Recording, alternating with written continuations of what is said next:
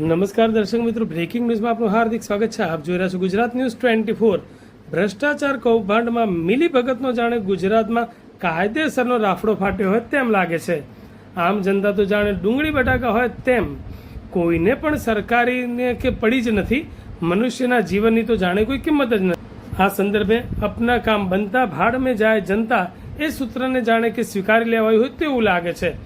દહેગામથી Naroda road પર આવેલા Narmada canal પર આજથી આશરે 1.5 વર્ષ પહેલા એક ભાગ તૂટી પડ્યો હતો. તો એ બ્રિજને તાત્કાલિક કલેક્ટર મેહુલ દવે દ્વારા કોઈ જાનહાનિ ન થાય તે હેતુથી બંધ કરવા માટે ઓર્ડર કરાયો હતો અને સરકાર દ્વારા ટેન્ડર બહાર પાડીને સમયસર સમારકામ ચાલુ કરવાનું કહેવામાં આવ્યું હતું. પણ સમય મર્યાદાથી પણ વધારે સમય લાગ્યો હતો, એટલે કે લગભગ 1 વર્ષ જેવું વીતી જતા છતાં બ્રિજના ખુલતા દહેગામથી નરોડા જવા માટે બધાને મગોડી થઈને મોટા ચિલોડા થઈને નરોડા જવાતું હતું. લોકોની રજૂઆત અને મીડિયાના વારંવાર અહેવાલ આવતા હોય રાતોરાત બ્રિજ ચાલુ કરી દીધો હતો, પણ ગણતરીના દિવસોમાં જ સ્થિતિ જૈસે તે વૈસે જેવી થઈ ગઈ. મતલબ પાછો એક ભાગ તૂટી પડ્યો હતો. હવે લોકચર્ચા એવી છે કે કરોડો રૂપિયાના ખર્ચા બાદ પણ આવી પરિસ્થિતિ કેમ? શું આ ભ્રષ્ટાચાર છે? શું જનતાના કરોડો રૂપિયા પાણીમાં ગયા?